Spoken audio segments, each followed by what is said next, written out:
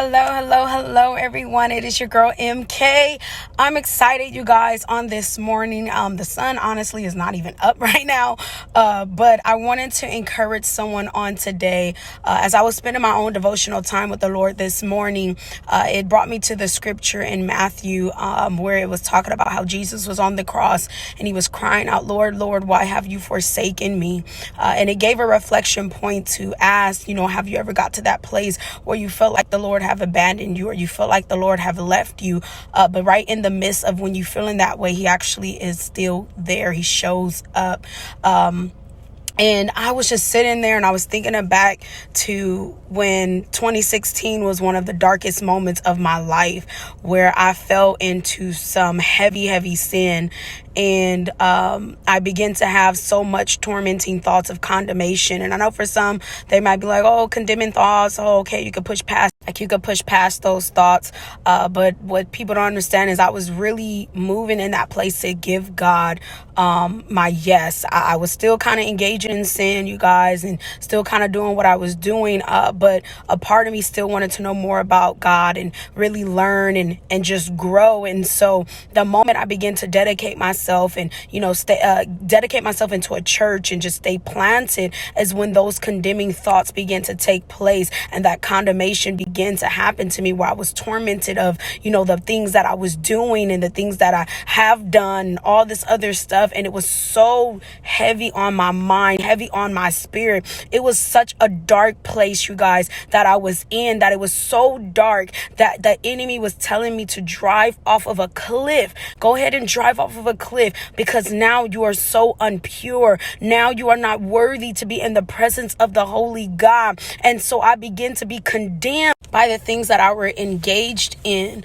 But even before that condemnation took place, I really, like I said, I was moving to this place where I was giving God my yes. So I made a decision to end the relationship that I was in, that I was not going to fornicate anymore, have sex anymore. I wasn't going to drink. I wasn't going to smoke anymore. I wasn't going to do all those things. I made the decision, my God, I made that decision to turn from what used to, what I felt like was helping me or coping me or in that situation. I made a decision to say no more, but God, I want you. And so the moment I began to do that is the moment when those dark thoughts began to take place, and it hit me so bad to where I was crying out, and I felt like, "God, I feel like you have forsaken me. I gave you my yes. I'm trying. I know I'm not the best. I know that I'm not perfect, but Lord, I'm willing to come to you. I'm willing to give you everything. I'm willing to try this thing out, because God, I never did this before."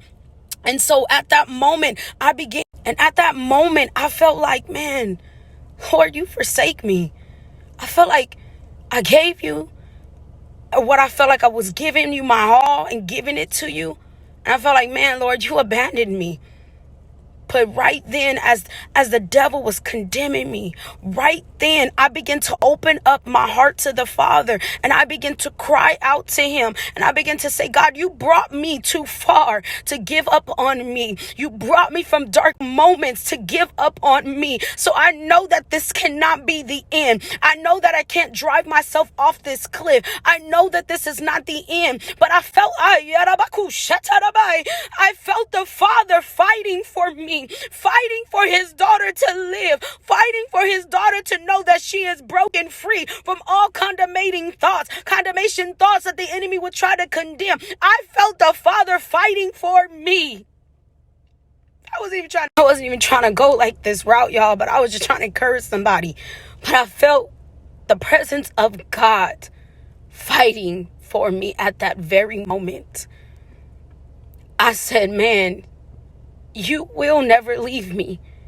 You will never forsake me. You will never abandon me in the midst of my dark seasons." So I want to encourage somebody on today that the Lord is fighting for you. The Lord is fighting for your mind, for your sanity, for your peace. He is fighting for you. He says, "I will never leave you, nor will I forsake you, but I will be your helper." And because I opened my heart to the Father, he was able to help me in that situation. He was able to help me and free me from the condemning thought the enemy was trying to bring forth. And so I say all of that to tell you, know that God is with you in the midst.